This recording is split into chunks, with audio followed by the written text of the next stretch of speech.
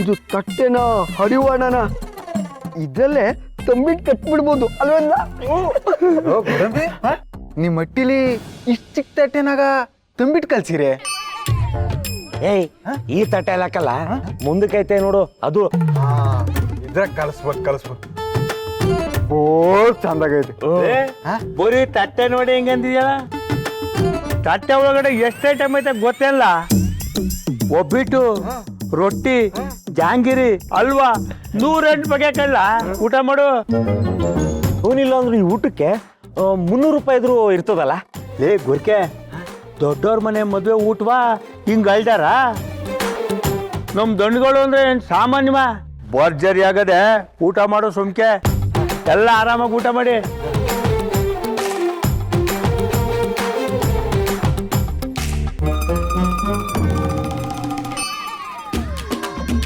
ಇದು ಯಾಕೆ ಹಂಗೆ ನೋಡಿ?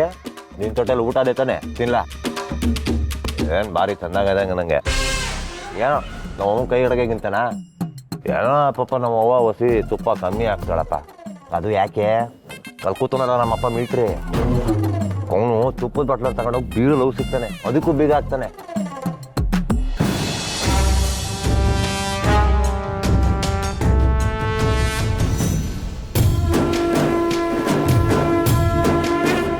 ಎಲ್ಲ ಸಾವಕಾಶವಾಗಲಿ, ಮುಜುಗರ ಬೇಡ. ನಿಮ್ಮನೆ ಮಗಳ ಮದುವೆ ಅಂತ ಅನ್ಕೊಳ್ಳಿ. ಅದಪ್ಪಣ ಯಜಮಾನ್ರೆ, ನಿಜ ಹೇಳ್ತೀನಿ, ಮಿಲ್ಟ್ರಿಲಿದ್ದಾಗ ದೇಶ ಎಲ್ಲ ಸುತ್ತ ಬಂದಿದ್ದೀನಿ, ಆದರೆ ಇಂಥ ರುಚಿ ಮಾತ್ರ ಎಂದೂ ಕಂಡಿರಲಿಲ್ಲ. ದೇಶ ಬಿಡಿ, ಮನೆಯಲ್ಲಿ ನಿಮ್ಮ ಹೆಂಡತಿ ಮಾಡೋ ಅಡುಗೆ. ವಾ, ಹೆಂಡತಿ ಕೈ ರುಚಿ ಯಾವ ಗಂಡಂಗೆ ಇಷ್ಟ ಆಗ್ತೈತಿ ಹೇಳಿ. ಊಟ ಅಂತೂ ಬೋ ಪಸಂದಾಗೈತೆ. ಎಲ್ಲ ಅನ್ನಪೂರ್ಣೇಶ್ವರಿ ಕೃಪೆ ಅವಳದ್ದು. ಎಲ್ಲ ಕೇಳಿ ಹಾಕ್ಸ್ಕೊಳ್ಳಿ. ಏನು ಬೇಕೋ ಕೇಳಿ. ನಂಗೆ ಬೇಡ, ನಾನು ಡಯಟ್ನಾಗಿದ್ದೀನಿ, ನಂಗೆ ಬೇಡ. ನೀನು 4 ತಿನ್ಬೇಕಣ್ಣೋ, ನಿಮ್ಮ ಅಪ್ಪಂಗೆ ಏನು ಹೇಳಲ್ಲ, ತಿನ್ನು. ಛತ್ರಿ, ಇನ್ನೊಂದು ರೌಂಡ್ ಎಲ್ರಿಗೂ ಕೇಳು ಭಟ್ರಿಗೆ. ಆಯ್ತು ದಡಿ.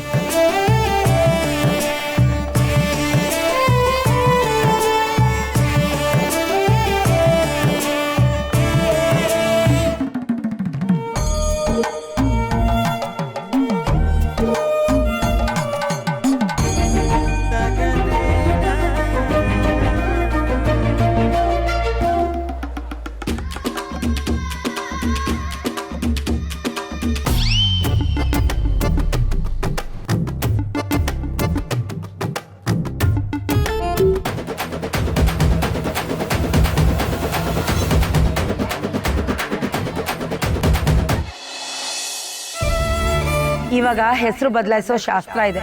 ನಮ್ಮನೆ ಕಿರಿ ಸೊಸೆಯಾಗಿ ಬಂದವಳಿಗೆ ಹೇಳಿದ್ದನ್ನು ಕೇಳ್ಕೊಂಡು ಬಿದ್ದಿರೋಳಿಗೆ ಯಾವ ಹೆಸರಿದ್ರೇನು?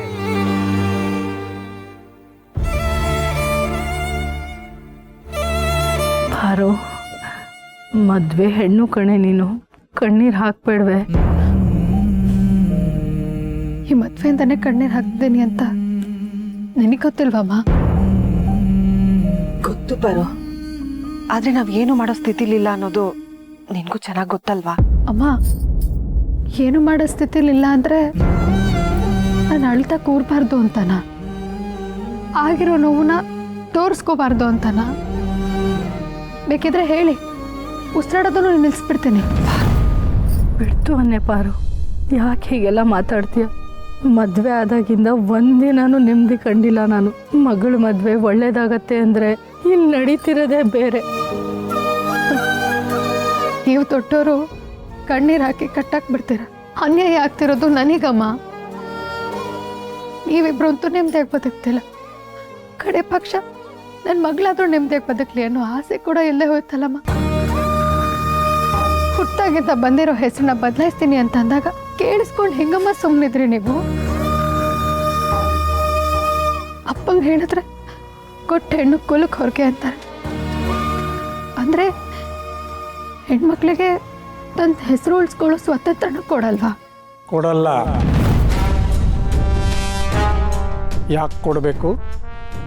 ಜೀವ ಕೊಡೋ ಹೆಣ್ಣಿಗೆ ಸ್ವಾತಂತ್ರ್ಯ ಯಾಕೆ ಬೇಕು? ಸರ್ವಶಕ್ತಿ ಅವಳು. ಹೆರಿಗೆ ಸಮಯದಲ್ಲಿ ಹೊಸ ಜೀವನ ಭೂಮಿಗೆ ತರೋದಕ್ಕೆ ತನ್ನ ಅರ್ಧ ಜೀವನೇ ತ್ಯಾಗ ಮಾಡ್ತಾಳೆ.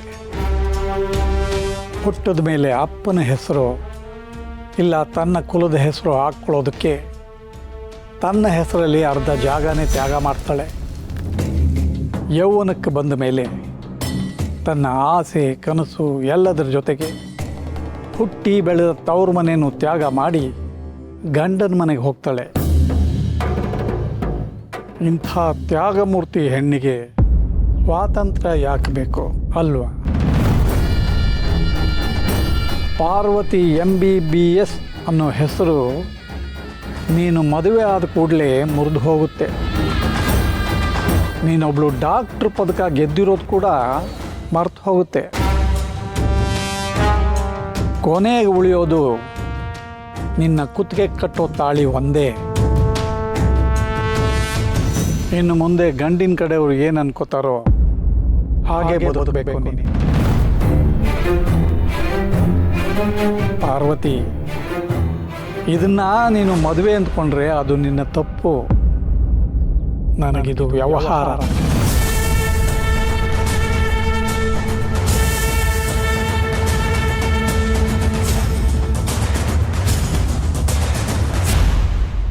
ನನ್ನ ವ್ಯವಹಾರದಲ್ಲಿ ಯಾರೇ ಕಡ್ಡಿ ಆಡಿಸಿದ್ರು ನಾನು ಸುಮ್ಮನಿರಲ್ಲ. ರಾಜ ಆಗಿರೋ ನಾನು ಈ ಮದುವೆ ಆದಮೇಲೆ ಚಕ್ರವರ್ತಿ ಆಗ್ತೀನಿ. ಅದಕ್ಕೆ ಬಾಯಿ ಮುಚ್ಕೊಂಡು ನಾನು ಹೇಳಿದ್ದನ್ನ ಕೇಳು. ಇಲ್ಲ ಅಂದರೆ ಗೊತ್ತಲ್ಲ.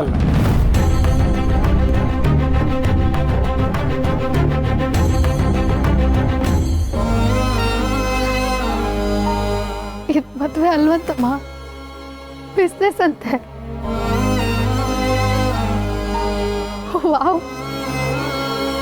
ಯಾವ ತಂದೆ ಬಾಯಲ್ಲೂ ಮಗಳು ಕೇಳಕ್ಕೆ ಇಷ್ಟಪಡ್ತಿರೋ ಮಾತು ಅಂದ್ರೆ ಇದೆ ಅನ್ಸುತ್ತೆ.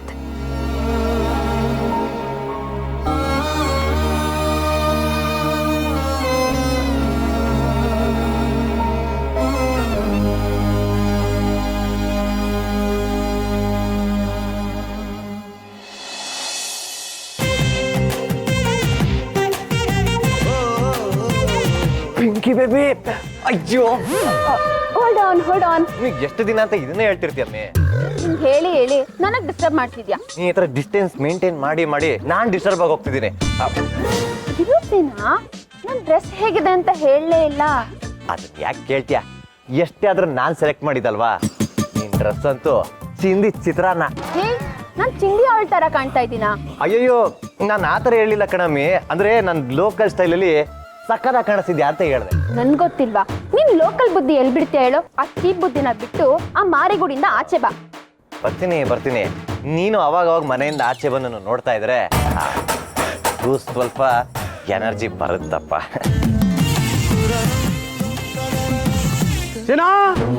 ಬಂದ ಕಣಮ್ಮಿ ನಮ್ಮಪ್ಪ. ಈಗೇನ್ ಮಾಡೋದು? ಮತ್ತೆ ಗಾಯತ್ರಿ ಆಂಟಿ ಚೆನ್ನಾಗಿದ್ದೀರಾ? ನಿಮ್ ಮಕ್ಕಳು ಓದೆಲ್ಲ ಮುಗೀತಾ? ಆಂಟಿನ ಯಾರು ಅದು? ರಮ್ಮಿ, ನಮ್ಮಪ್ಪ ಬಂದ್ರೆ ಏನೋ ಮೇಂಟೈನ್ ಮಾಡ್ತಾ ಇದೀನಿ.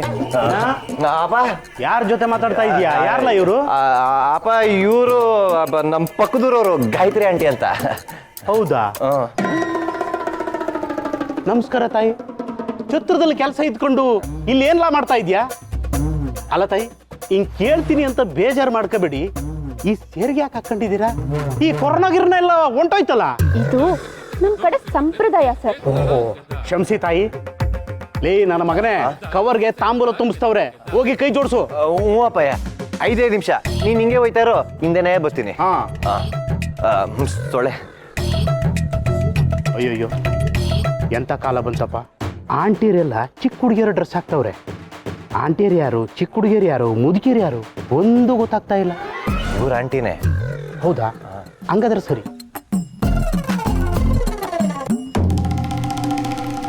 ಅಪ್ಪ ಸದ್ಯ ಕಣಮ್ಮಿ, ನಮ್ಮ ಅಪ್ಪ ಹೋದ. Full freedom. ಯಾಕಮ್ಮಿ ಹೊಡೆದೆ? ಮಿಸ್ ಮಂಡ್ಯ ಆಗ್ಬೇಕು ಅನ್ಕೊಂಡಿರೋಳ್ನ ಆಂಟಿ ಅನ್ಬಿಟ್ಯಲ್ಲೋ. ಅದು ಹಂಗಲ್ಲ ಕಣಮ್ಮಿ, ಸಡನ್ ಆಗಿ ನಮ್ಮ ಅಪ್ಪ ಎಂಟ್ರಿ ಕೊಟ್ಬಿಟ್ನ. ಗಾಬ್ರಿಲಿ ಏನ್ ಮಾಡ್ಬೇಕು ಅಂತ ಗೊತ್ತಾಗದೆ ಹಂಗಂದೆ ಅಷ್ಟೇ. ಅದ್ರಲ್ಲೂ ನಾನು ನಿನ್ಗೆ ಹೇಳ್ತೀನ, ಬಂದಲ್ಲ ಖುಷಿ ಆಯ್ತು.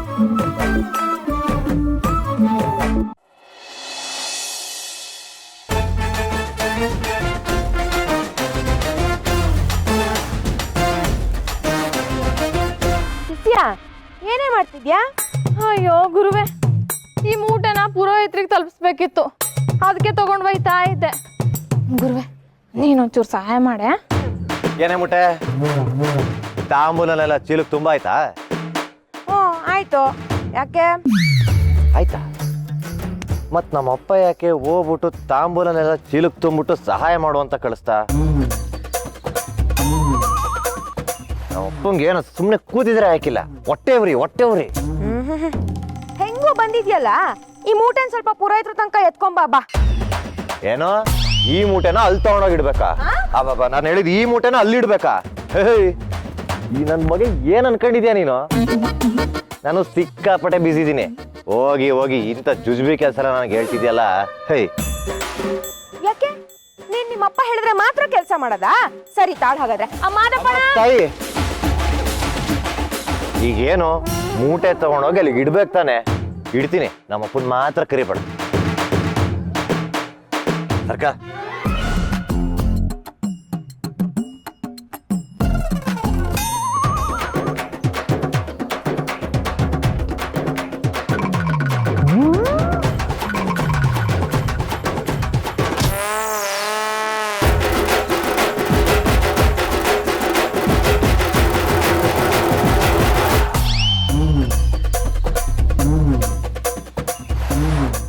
ಎತ್ತಕ್ಕಾಯ್ತಿಲ್ವಾ? ಕಷ್ಟ ಆಯ್ತಿದ್ಯಾ? ಅದೇನೋ ಲಾರಿ ಟೈರ್ನೆಲ್ಲ ಎತ್ತು ಬಿಸಾಕ್ ಕಸರತ್ ಮಾಡ್ತೀನಿ ಅಂತಿರ್ತೀಯ, ಒಂದು ಮೂಟೆ ಎತ್ತಕ್ಕಾಗಲ್ವನಲ್ಲ? ಟೈರೇ ಬೇರೆ ಮೂಟೆನೇ ಬೇರೆ. ಇದಕ್ಕಂದೆ ನಿನಗೇನು ಗೊತ್ತು ನನ್ನ ಬಗ್ಗೆ?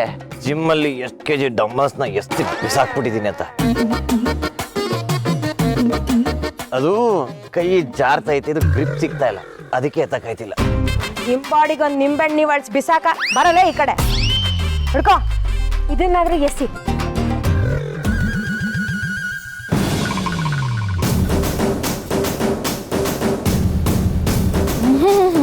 ಅಯ್ಯೋ ಗುರುವೆ, ಹುಷಾರು. ಆ ಮೂಟೆ ಈ ಮೂಟೆ ಒಳ್ಳೆ ಸ್ಕೂಲ್ ಬ್ಯಾಗ್ ಎತ್ಕೊಂಡು ಹೋದಂಗೆ ಹೋಯ್ತಾವಳಲ್ಲಪ್ಪ. ಇದನ್ ಬೇರೆ ನನ್ನ ಕೈಯಲ್ಲಿ ಕೊಟ್ಬಿಟ್ಟೋದ್ಲಲ್ಲ. ಪಿಂಕಿ ಪಿಂಕಿ ಬೇಬಿ, ಯಾವಾಗ ಬಂದೆ? ಅವಳು ಮೂಟೆ ಹೊತ್ಕೊಂಡು ಹೋದ್ಲಲ್ಲ, ಅವಾಗ್ಲೇ ಬಂದೆ. ನೋಡ್ಬಿಟ್ಟ? ನೀನೇನ್ ತಲೆ ಕೆಡ್ಸ್ಕೊಬೇಡ, ಅದು ಪ್ರೋಟೀನ್ ಪುಡಿ ಖಾಲಿಯಾಗ್ಬಿಟ್ಟಿತ್ತಾ, ಅದಕ್ಕೆ ಮೈಯಾಕ್ ಶಕ್ತಿನೇ ಇಲ್ಲ. ಇವಾಗ ಮತ್ತೆ ಆರ್ಡರ್ ಹಾಕಿದ್ದೀನಿ, ಬಾಂಬೆಯಿಂದ ಬತ್ತಾಯ್ತೆ, ವಾಪಸ್ ಕುಡ್ದು ಶಕ್ತಿ ಬರ್ಸ್ಕೊತೀನಿ. ನೀನು ಹೋಗಿ ಜಿಮ್ ಬಾಡಿ ಅಂತ ನಂಬನ್ನಲ್ಲ, ನಿನ್ಗಿಂತ ಅವಳೇ ವಾಸಿ. ಏನಮ್ಮಿ ನೀನು ಆನೆಗೂ ಆಡ್ಗೂ ಹೋಲಿಸ್ತಾ ಇದ್ಯಾ? ನಮ್ ತಾಯಿ ಸತ್ಯಲ್ಲೂ ಕಣಮ್ಮಿ, ನೀನ್ ನಂಬ್ಲೇಬೇಕು, ನನ್ ಜಿಮ್ ಬಾಡಿನೇ. ನಿನಗೆ ಏನ್ ಗೊತ್ತು, ಇಲ್ಲಿ ಯಾರು ನನ್ನ ಸೀನಾ ಅಂತ ಕರೆಯಕ್ಕಿಲ್ಲ, ಎಲ್ಲರೂ ಸೀನಣ ಅಂತ ಕರೀತಾರೆ. ನೋಡ್ತೀಯಾ ಯಾವಲ್ಲ ಅಲ್ಲಿ? ಯಾವನೂ ಇಲ್ಲ. ಅಮ್ಮಿ, ನಮ್ ತಾಯಿ ಜೊತೆ ಇಷ್ಟೊತ್ತಕ್ಕ ಎಲ್ರು ಇದ್ರು, ಈಗ ಓಡಾಬಿಟ್ರೆ. ಅಮ್ಮಿ ನಿಂತ್ಕೊಳ್ಳಮ್ಮಿ.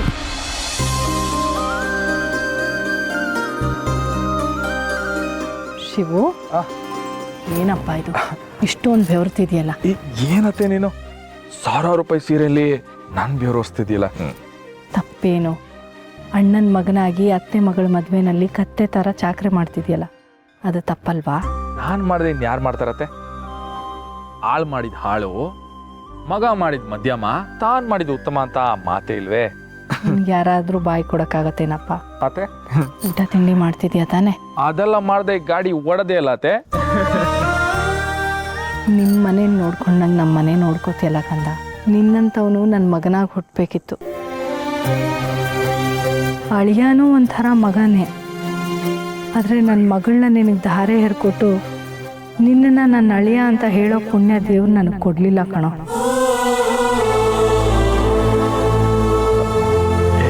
ಮೆಲ್ಲಗತ್ತೆ. ಆ ಕಾಲದಲ್ಲಿ ದೊಡ್ಡವರೆಲ್ಲ ಸೇರ್ಕೊಂಡು ಏನೋ ಮಾತಾಡಿರೋ ಮಾತನ್ನ ಈಗ ನೆನ್ಸ್ಕೊತಿದ್ಯಲ್ಲ?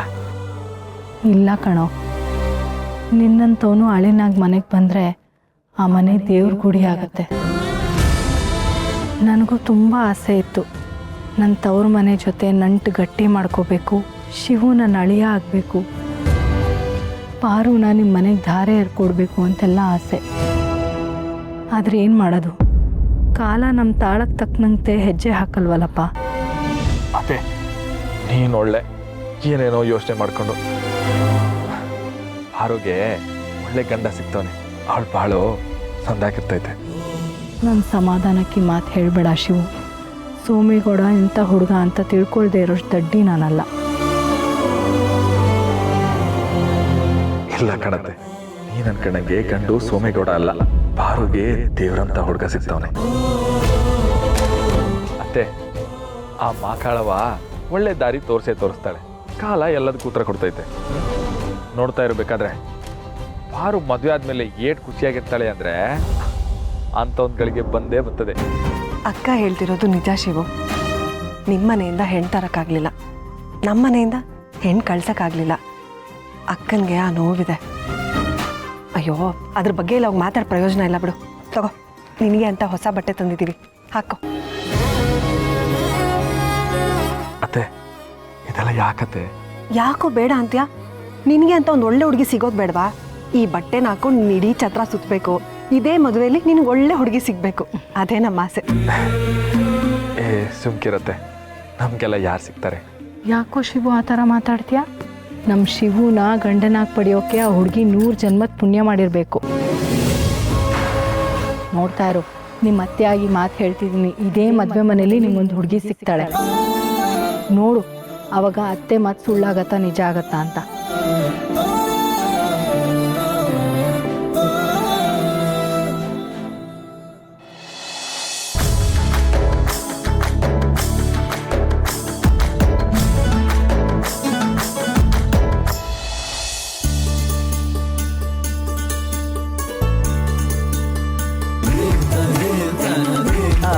ಇನ್ನೇನು ಹುಡುಗಿ ಬಂದಾಯ್ತಲ್ಲ, ಶಾಸ್ತ್ರಿಗಳೇ ಶುರು ಮಾಡಿ.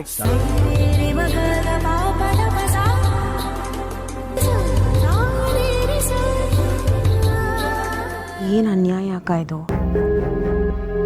ನಮ್ಮ ಪಾರು ಡಾಕ್ಟ್ರು ಗೋಲ್ಡ್ ಮೆಡಲ್ ತಗೊಂಡು ಊರಿಗೆ ಹೆಸರು ತಂದಿದ್ದಾಳೆ. ಅಂಥವಳ ಹೆಸರನ್ನ ಇಲ್ಲಿ ಬದಲಾಯಿಸ್ತಾ ಇದ್ದಾರಲ್ಲಕ್ಕ. ಕೆಲವು ವಿಷಯಗಳನ್ನ ನಮ್ಗಿಷ್ಟ ಇಲ್ಲ ಅಂತ ಕಡೆಗಣಿಸ್ಬಾರ್ದು. ಇದು ಅವ್ರ ಸಂಪ್ರದಾಯ. ಹಾಗಂತ ಹೆಸರು ಬದಲಾಯಿಸೋದು ಯಾವ ನ್ಯಾಯ ಅಕ್ಕ? ನೋಡಿ, ನಿಮಗಾಗ್ತಿರೋ ನೋವು ನನಗೂ ಆಗ್ತದೆ. ಆದರೆ ದೊಡ್ಡವರಿದ್ದಾರೆ, ಸಮಯ ಸಂದರ್ಭ ನೋಡ್ಕೊಂಡು ಮಾತಾಡಿ. ಅಮ್ಮ ಹೆಸರು ಬಟ್ಟೆ ಸರಿಸ್ಲಾ?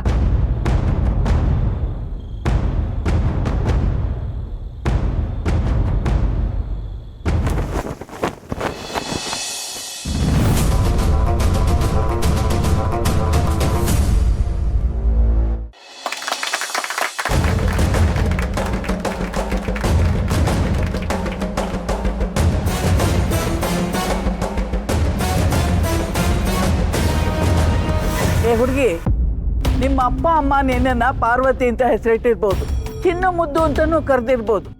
ಇನ್ಮ್ಯಾಕಿಂದ ನಿನ್ನ ಹೆಸರು ಕೆಂಪಮ್ಮ ಅಂತ.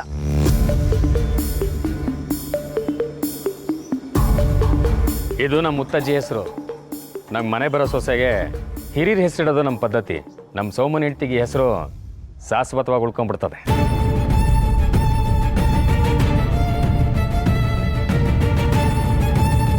ನಮ್ಮ ಮನೆಗೆ ಬರಬೇಕು ಅಂದರೆ ನಮ್ಮ ಮನೆ ಸಂಪ್ರದಾಯನ ಪಾಲಿಸ್ಲೇಬೇಕು.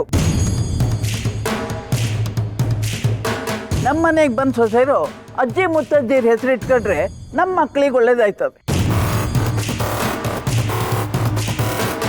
ಇವಳಿಗೆ ಕೆಂಪಮ್ಮ ಆದ್ರೇನೆ ನಮ್ಮ ಸೋಮಂಗೆ ಒಳ್ಳೇದಾಗೋದು.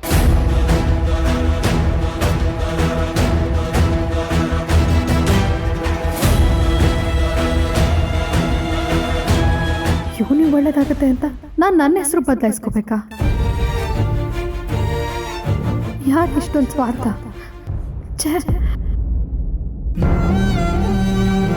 ಯಾವ ಹೆಸರಿಟ್ರೆ ಏನು, ಮದುವೆ ಹೆಣ್ಣು ಬದಲಾಗಲ್ಲ ತಾನೆ. ಬೆಟ್ಟದಷ್ಟು ಪ್ರೀತಿ ಮಾಡ್ತಿರೋ ಅಣ್ಣನ ಕಟ್ಕೊಂಡಿದ್ದಿದ್ರೆ ಇಂಥ ಮನೆಗೆ ಹೋಗೋದ್ರಿಂದ ಬಚಾವಾಗ್ತಿದ್ಲು ನಮ್ಮ ಪಾರು.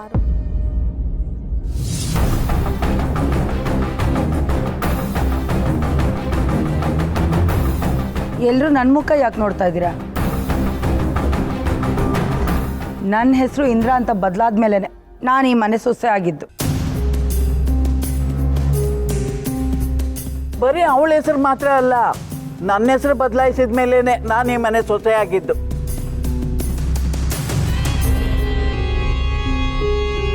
ಇನ್ಮೇಕಿಂದ ನಿನ್ನನ್ನು ಕೆಂಪಮ್ಮ ಅಂತಾನೆ ಕರೆಯೋದು.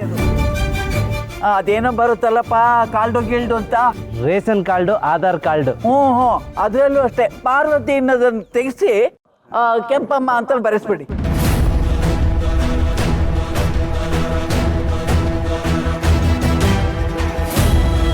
ಅಮ್ಮ ನಾನೆಲ್ಲ ಮಾಡಿಸ್ಕೊಡ್ತೀನಿ, ನೀವೇನು ತಲೆ ಕೆಡಿಸ್ಕೋಬೇಡಿ. ಒಳ್ಳೇದು ಒಳ್ಳೇದು.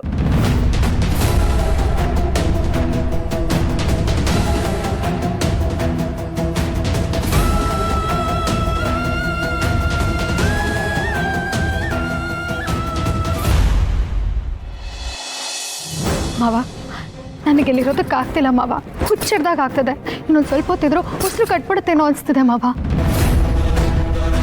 ಇವತ್ತು ನನ್ನ ಹೆಸರನ್ನ ಬದಲಾಯಿಸ್ತೋರು ನಾಳೆ ದಿನ ನನ್ನ ಜೀವನನೇ ಬದಲಾಯಿಸಿ ಬಿಸಾಕಲ್ಲ ಅನ್ನೋದು ಏನು ಗ್ಯಾರಂಟಿ? ಒಬ್ಬ ವ್ಯಕ್ತಿಗೆ ಹುಟ್ಟಿದ ತಕ್ಷಣ ಸಿಗೋ ಮೊದಲನೇ ಉಡುಗೊರೆನೇ ಹೆಸರು. ಇಷ್ಟು ವರ್ಷ ಬೆಳೆದು ಬಂದಿರೋ ನನಗೆ ನಾನು ಐಡೆಂಟಿಟಿ ಅಂತ ಇದ್ದಿದ್ದು ನನ್ನ ಹೆಸರನ್ನೇ ಕಿತ್ತು ಬಿಸಾಕಿದ್ರಲ್ಲ, ನಿನಗೇನು ಅನಿಸ್ತಿಲ್ವಾ ಮಾವ? ಈ ಮದುವೆಗೋಸ್ಕರ ನನ್ನ ಕರೆಸಿ ನಾನು ಓದನ್ನ ಕಿತ್ಕೊಂಡ್ರು, ಗಂಡ ಬಂದಮೇಲೆ ನನ್ನ ಆಸೆನೇ ಕಿತ್ಕೊಂಡ್ರು, ಮದುವೆ ಫಿಕ್ಸ್ ಮಾಡಿ ನನ್ನ ಗುರಿನೇ ಕಿತ್ಕೊಂಡ್ರು. ಈಗ ನನ್ನ ಹೆಸರನ್ನೇ ಅಳ್ಸಾಕಿ ನನಗೆ ಅಂತ ಏನು ಉಳ್ದಿರೋ ಥರ ಮಾಡಿಬಿಟ್ಟಿದಾರಲ್ಲ ಮಾವ. ಶಾಸ್ತ್ರಕ್ಕಲ್ವ ಪಾರು, ಏನು ಅನ್ಕೋಬೇಡ ಬಿಡು. ಯಾವ ಪಾರು ಮಾವ? ಹೆಸರು ಕಿತ್ಕೊಳ್ಳೋದು ಒಂದೇ, ಒಬ್ಬ ಮನುಷ್ಯನ ಜೀವಂತ ಸುಟ್ಟಾಕೋದು ಒಂದೇ.